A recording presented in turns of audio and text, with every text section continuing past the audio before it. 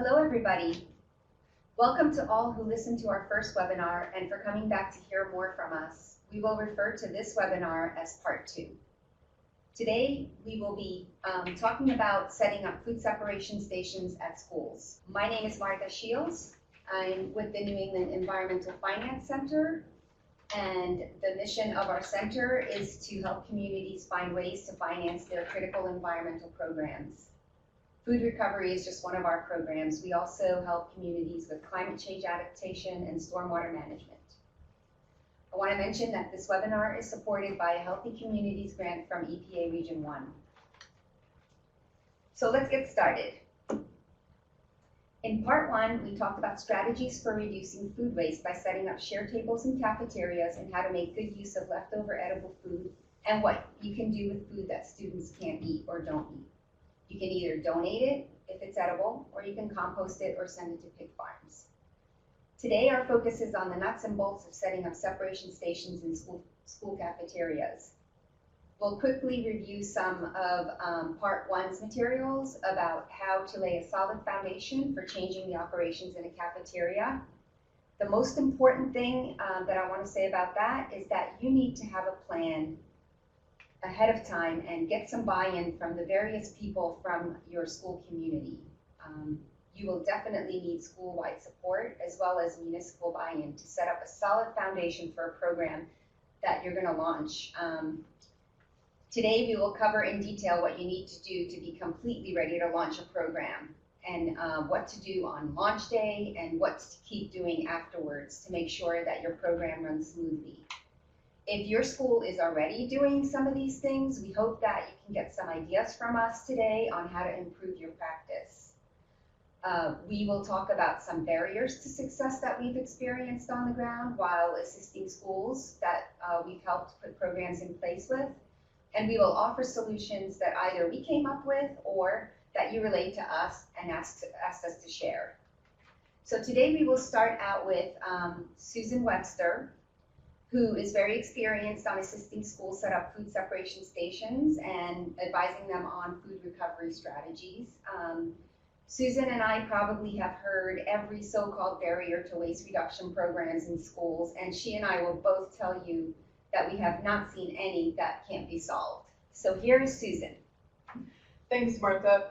I absolutely agree with that last statement. Hello, everyone, and thank you for joining us today.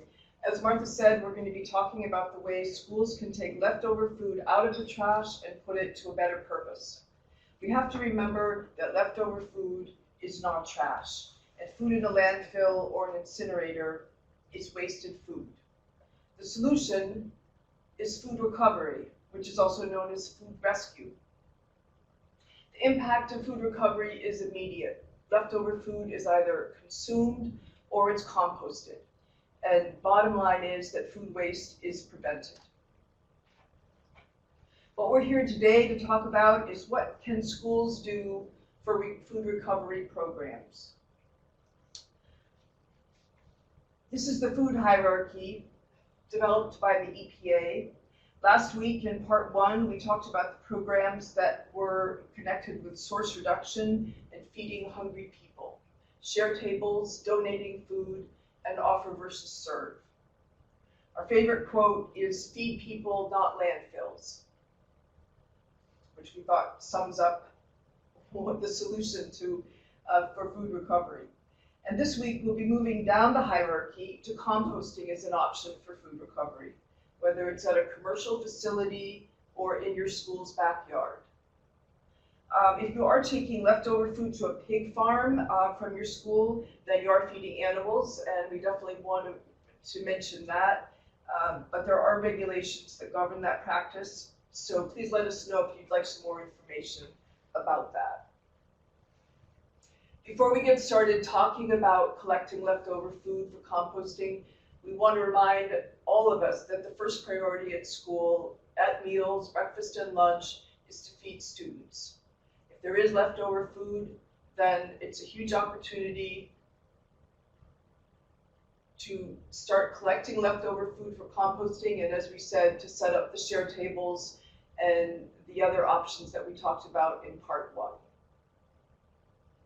So the benefits and the impact of collecting leftover food for composting are immediate. The numbers that you see here, trash bags down by 70 to 80%, we've seen those consistently in every school we've worked in, and the stories and reports that we've heard from schools across the state.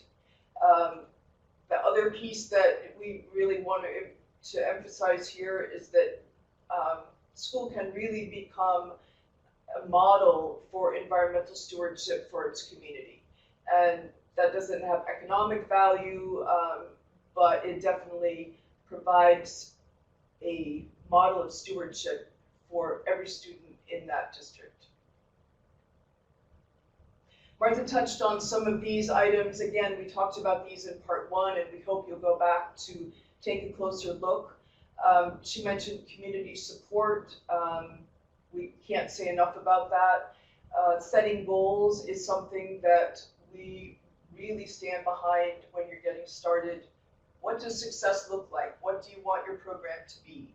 Starting out with recycling milk cartons is a really great place to start. And then it gives you a chance to move through all of these different steps. And if you can end up at recycling and composting with a successful program, then you know that your community has been working hard to make this happen.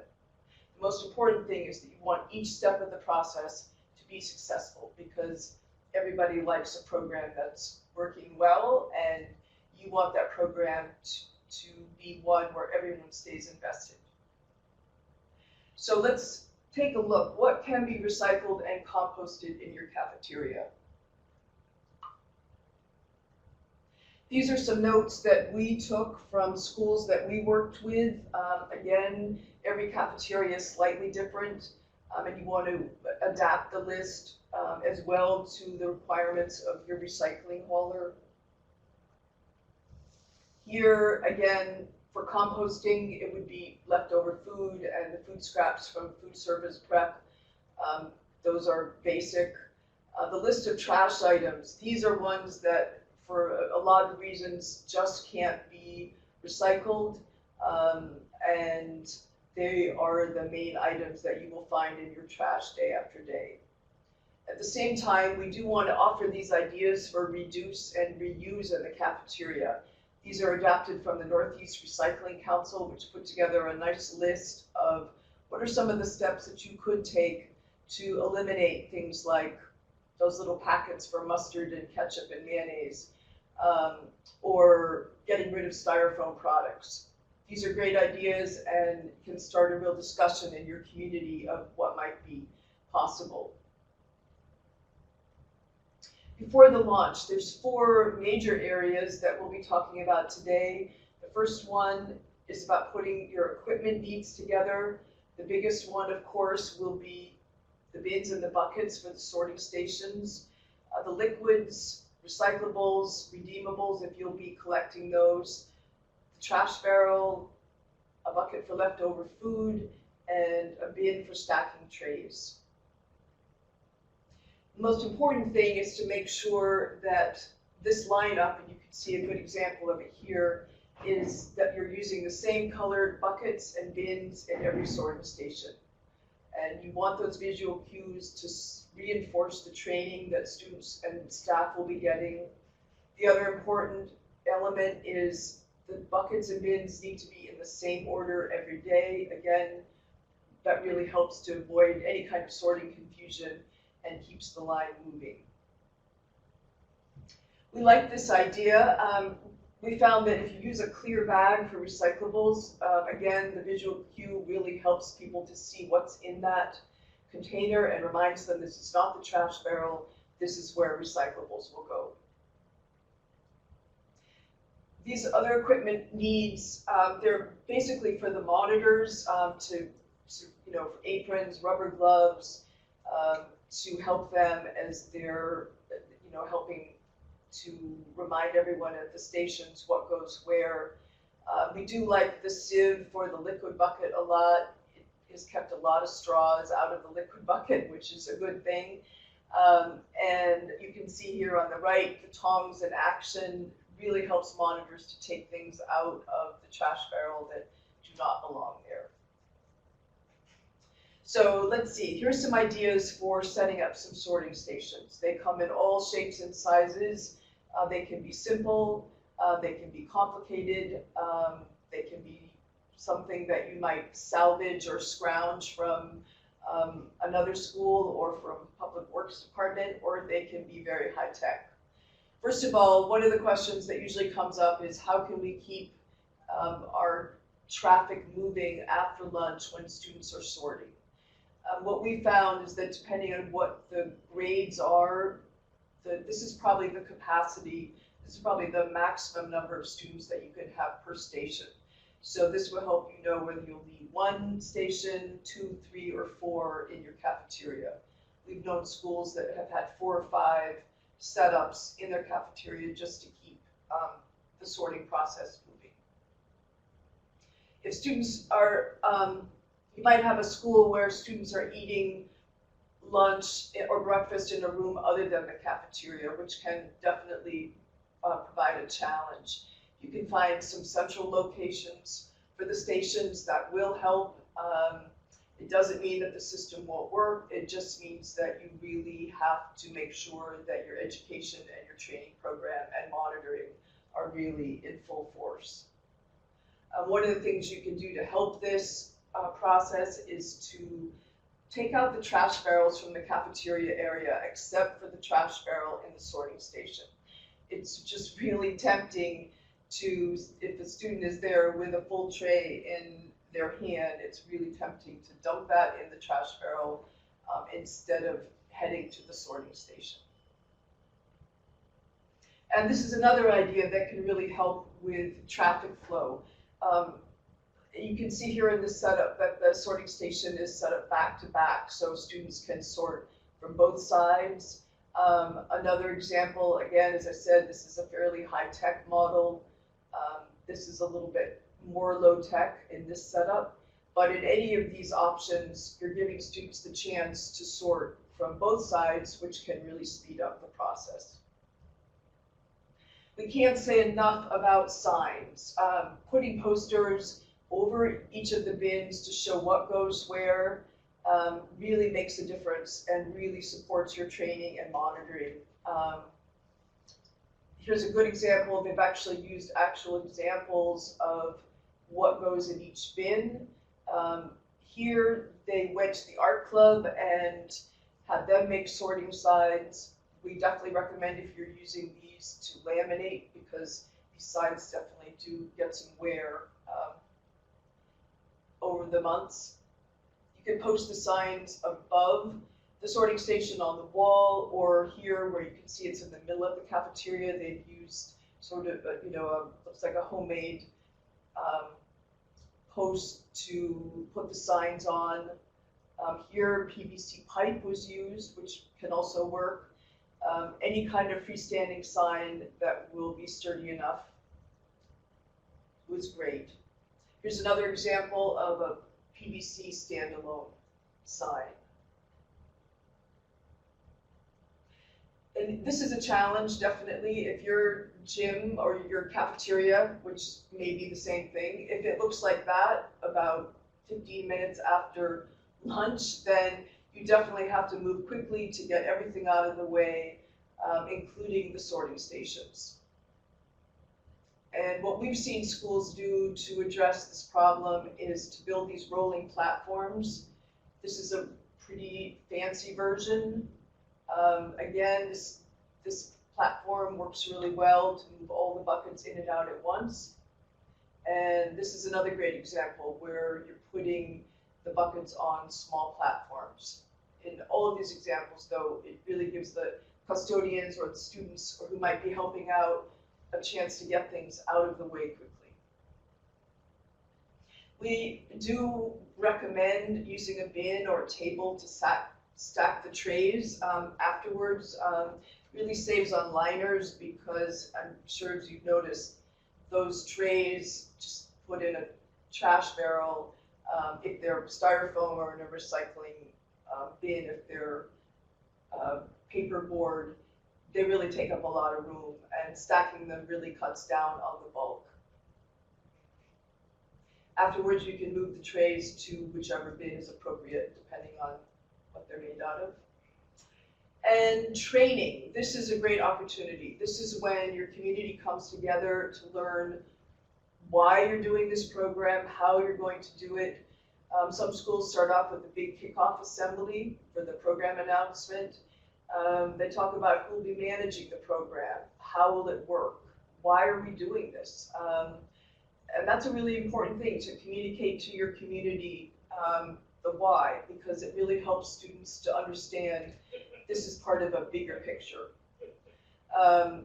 We also have found that setting up a sorting station for a demonstration is a great idea.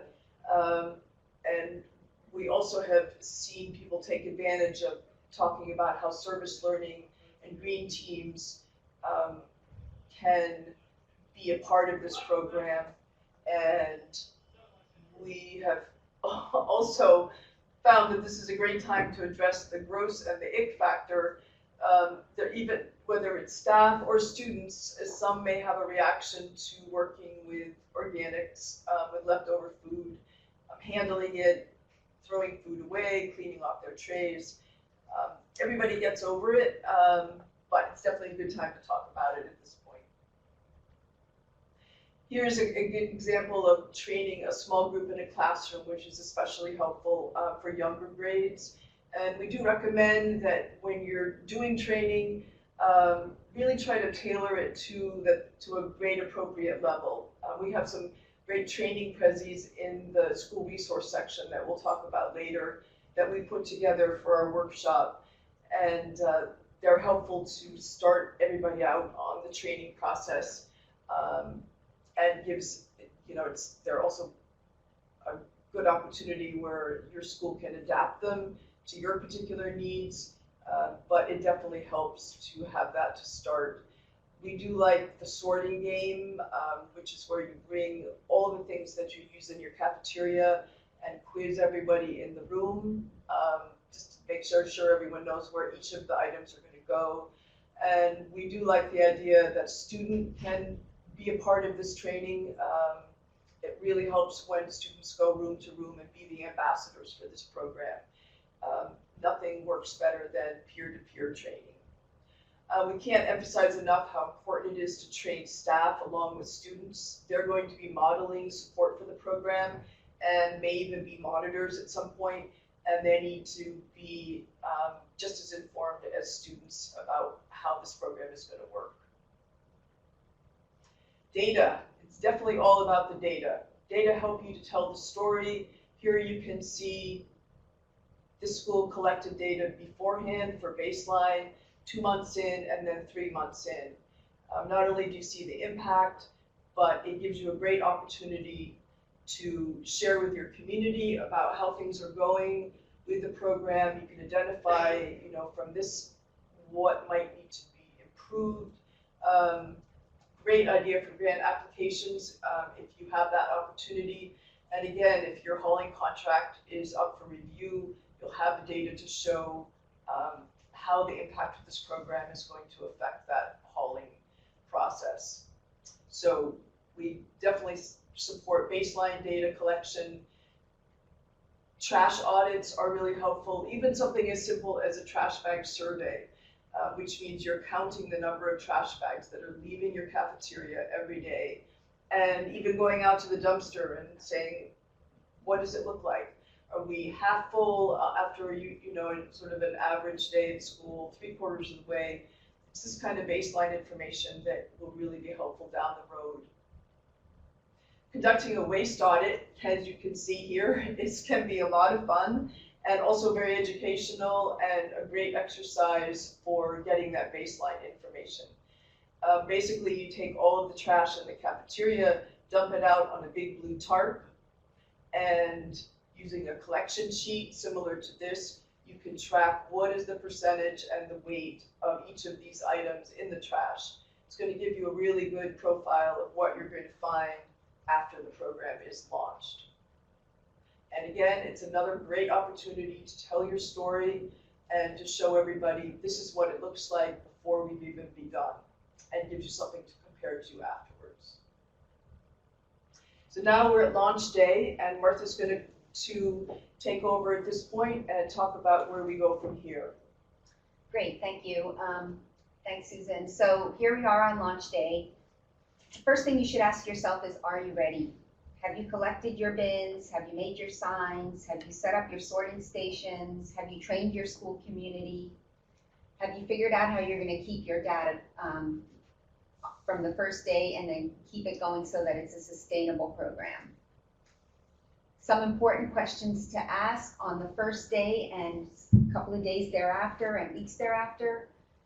Are we going to announce it today at the daily reminder that we're starting a program? That's a very good thing to do because kids forget. You can't mention it often enough that we are composting today, and kids get excited and look forward to lunchtime. You also have to ask yourself, do we have a sustainable plan for monitors? Are there enough monitors set up for week 1, week 2, or 3 or 4 weeks out? Monitors are critical. They are going to be the most effective group that you can put into place for making sure this program works from day 1 on. They need to be trained, and they will in turn train the student body as they go through the sorting stations. Monitoring isn't just a one-day event. This picture looks like it's the first day because nobody really knows what they're doing, it looks like. There's a lot of pointing going on. But it has to be an ongoing event, and not the same kids can monitor every single day. We need to make sure that there are groups of kids that are able to step in and do monitoring and relieve some of the green team kids, for example. Like Susan said, it's all about the data. It's really great to have your baseline before the launch, and on launch day, it's going to be a very busy day, but one thing that is very, it's advisable that you take a few minutes after launch day to see the impact. Even on that very first day, you will see that you will have less trash bags, you'll have a lot more recycling, you'll have food waste that you've never had before, and your dumpster may not be as full today as it was previously. The other thing is you need to make sure your student body is motivated, not just for the first day, but ongoing from there on. You need to offer some incentives, some challenges, some goals, some rewards. And kids are excited about this program. Don't lose that momentum. It's really important to keep it going by challenging different groups of your school body. You can challenge sports teams like the soccer team to reach certain goals, or you can do it in homerooms, or you can challenge school clubs, so forth. You can also set goals, and they don't have to be huge goals. It can be cumulative goals. Like for instance, you have a goal to reduce the cafeteria trash bags by a certain number and by a certain date. And if you've reduced your trash bags from, say, 10 to 4 on day 1, you may want to set a new goal to reduce those trash bags to maybe 2. Or by a certain month, maybe 3 months from launch date, you want to reduce the size of your school dumpster, or get rid of one of the dumpsters, or you create a challenge for just one day to collect contaminant-free compost. And you also need to make sure that the students know that there are rewards that they can get for doing good jobs. Like you can have, one of the programs we are familiar with had a golden recycling bucket award, which, the best of, maybe the monitors got, the best monitors of a certain month got it, or a pizza or an ice cream party, or some gift certificates. Here I'm going to go over the day-to-day tasks that change once a program is launched, and there is a lot of information in the next couple of slides, and I just want to sort of go through them and make sure that hit upon 1 or 2 for the day-to-day tasks for each group of people that will be participating. For administration and staff, it'll be different because they need to make sure they remind the students that we're doing this. They need to create incentives and challenges and make sure they keep the program going and so that it's a sustainable practice. Custodial staff, different tasks than before, and the custodial staff are sometimes surprised by the change in their day-to-day tasks, and that the tasks are different, but they aren't more difficult. Food service staff will probably start recycling back in the kitchen area, which means different tasks for them, and it's just a matter of getting used to. Students will be doing things differently as well, and you can go through these bullets at your leisure. There's too much information here, but suffice it to say that, you know, everyone who's involved will have different day-to-day tasks because of this program. You may want to, you know, keep in touch with your compost hauler and make sure that they are picking up on time, and if they need to be coming more frequently, you need to make sure you tell them that. Recycling hauler as well. You will have a lot more recycling to haul, so they may need to increase their schedule and pick up more frequently. And then you will have to keep your data collection going because you want to make sure that you measure your success. If you collect baseline and you collect data on launch day, you need to keep collecting 1 month, 2 months, 3 months out as well to make sure that you know how you are progressing. And once you see your progression, you can take action and start doing even more than you're doing. But you won't know unless you keep your data. It's all about the data. So now I want to touch a little bit about the economics of hauling trash and recyclables and organics, because the entire formula that your school is using is going to change once you introduce this new program. Hauling trash costs money, and whether the school is paying for it or your municipality is paying for it, you can trim those costs by introducing this program, and we'll show you how. Usually a trash hauling fee is based on either weight or frequency of pickup. Here we created a chart that you can use, and you can fill this out before your program launch to see how much you are currently spending on hauling away your trash. So the impact of this school composting program is that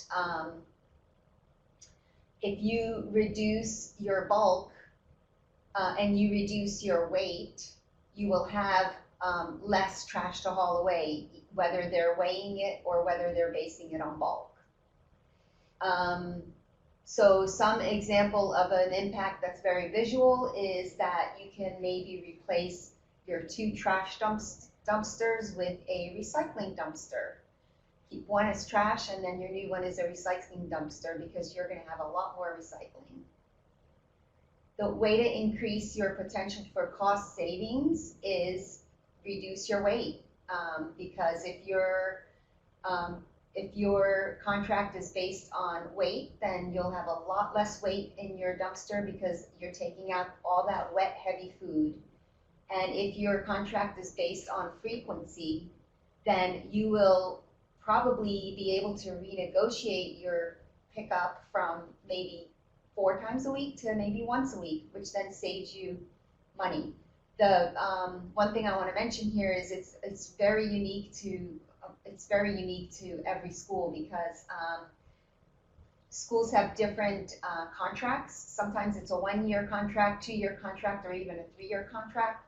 You will have to renegotiate when that contract is up, so you need to keep in mind that it may not be instant, but you need to keep track of when your contract can be renegotiated, and then renegotiate it for less frequent pickups. So because you are reducing trash, you're also you're also increasing your compost volume. If you start composting, you're going to have some way to take that compost away from your facility. A lot of areas have industrial composting haulers, and but some do not. The more rural communities may not have that opportunity to use an industrial composter, although it's getting it's getting easier every day for that. You may have to use a local pig farm or a local farm that composts, or you may want to set up a backyard composting program in back of your school if you're in a rural area. And I'm just speaking for Maine. Maine Department of Environmental Protection helps schools set up backyard composting facilities if they don't have access to industrial composters. We'll touch on that later when we talk about resources. Here's the chart again that we introduced before the launch that we asked you to fill out to figure out what your costs are. After your launch, sometime after your launch, you may want to fill that out again and see what the total adds up to, and you'll see that you have indeed saved some fees by introducing this program. So once you figure out before and after, what your costs are before and what your savings are after, it's a really good idea to try to set up a separate budget item in your school district, or if your school can do that just for your school specifically, just keep a separate budget list of what you are saving, so that then you can reinvest those savings in other sustainable programs like swapping out styrofoam trays for compostable or recyclable trays, or you can get creative and invest in putting electric hand dryers in bathrooms instead of paper towels, so that you save on paper products. And we can't really talk about reducing waste without mentioning zero waste. Zero waste is something that is just an ideal, and it's not really a hard target. You can't really get to zero waste. I haven't heard of an example of any school getting to zero waste actually. So it's sort of like a guiding principle for you to work towards looking at your waste as, we can start to get to zero waste, and then everything falls into perspective from there. You realize, oh, we're doing this and it's a great program and it's going so well, but look how much we can do to get towards that zero waste goal, and that in itself is a very good incentive. So so now I'm going to turn it over to Susan again, who will finish up our PowerPoint, who can talk about barriers to success and some common problems and possible solutions that we've heard either you talk about, or it's things that we've experienced ourselves. Hi, this is, as Martha said, this is the point where after you have launched, you have been running your program for perhaps a week, a month, a couple months, or maybe you've been running your program for quite a while. I'm sure that many of these problems are going to sound familiar to you. They have a universal presence when you can start up a program like this. We put the worries about odor at the very beginning because that's generally been the complaint that we heard about the schools that we worked with. And we have about, I think there's 14 problems that we address here.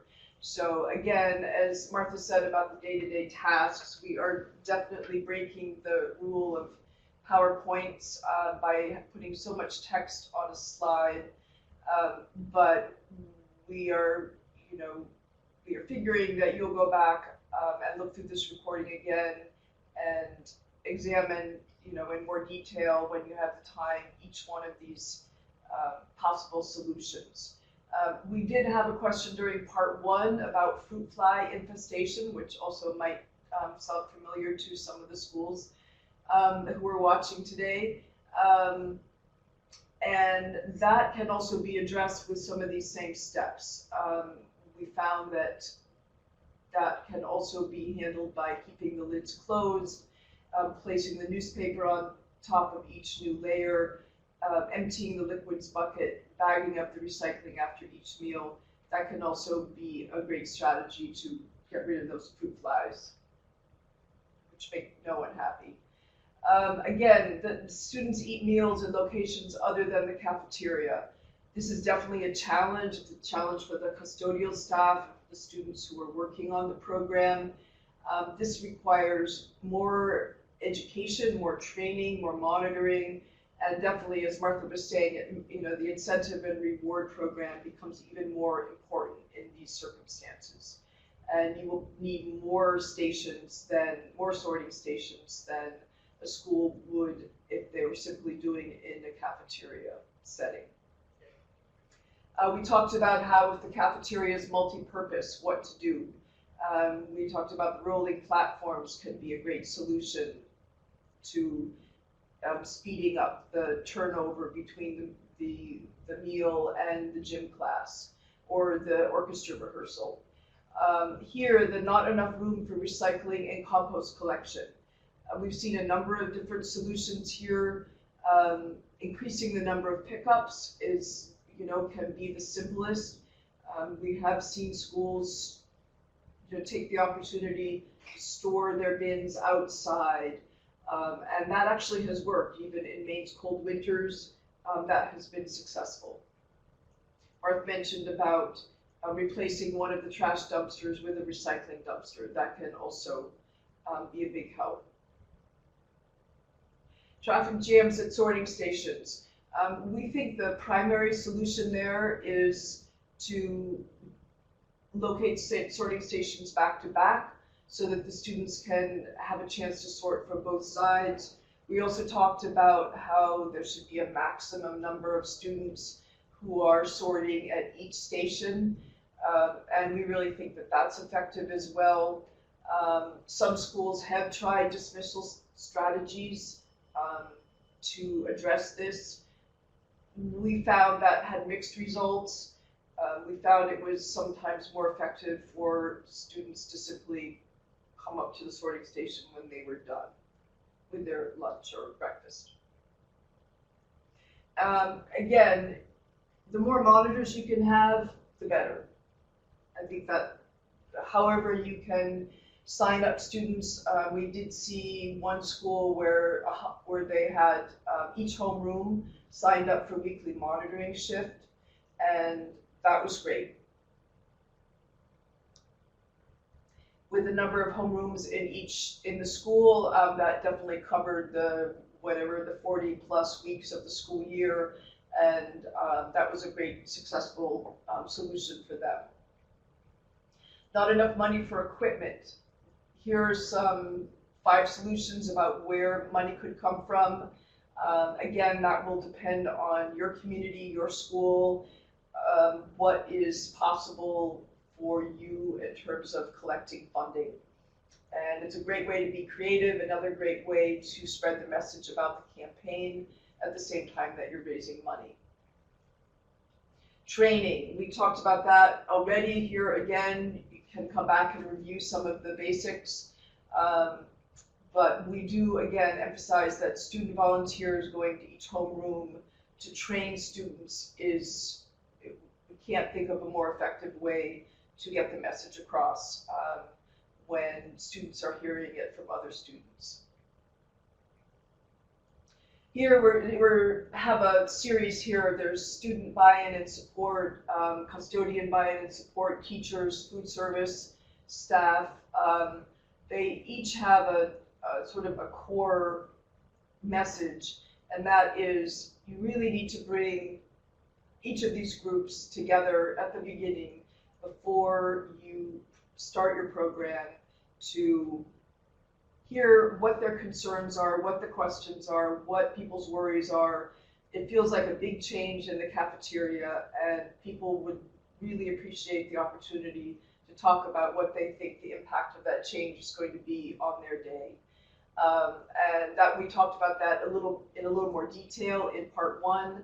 But we feel that that's one of the best ways that you can support your community and support building support in each of these groups for the program. Again, the composting and recycling haulers, it's great if they can come in and answer questions. It really brings the real world into the school, and everyone gets to find out, what does this mean? What is this going to look like? But again, every community is different, and every school will choose to address this in their own way. The last two are, we found, are more not such specific problems, but there is the tendency when you start out to expect that this program is going to be successful from day one. Martha was talking about the launch and how to, see what the impact is going to be after the first day.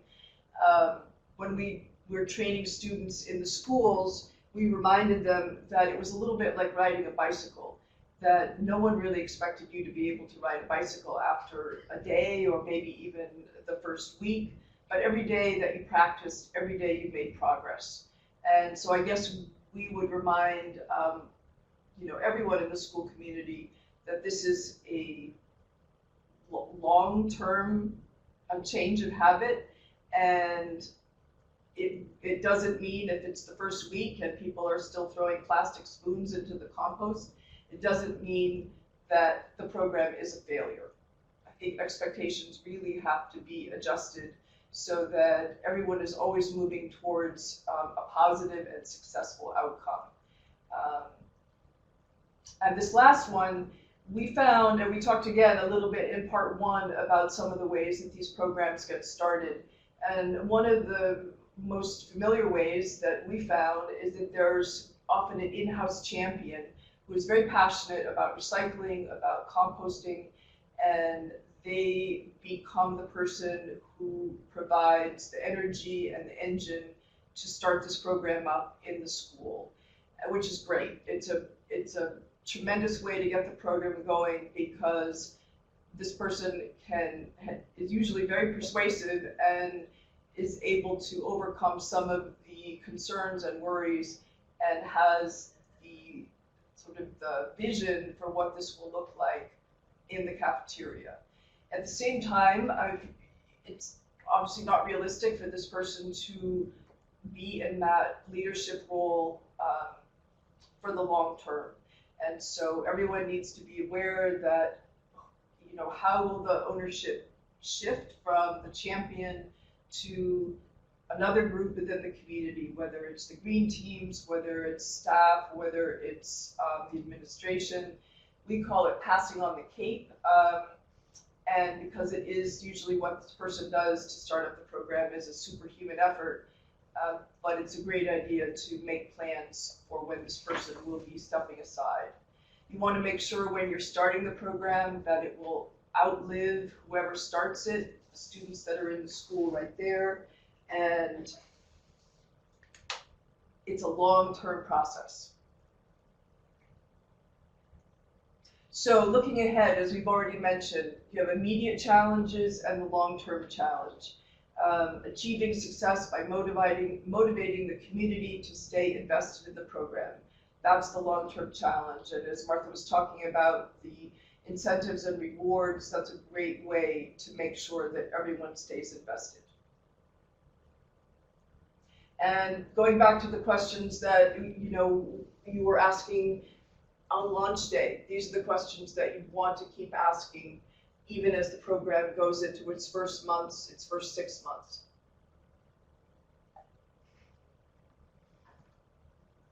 It gives you a good checklist for what you want to look at and for what you want to be tracking within the community, thinking about training, monitoring, data, goals, and most importantly, does the school think that the program is working?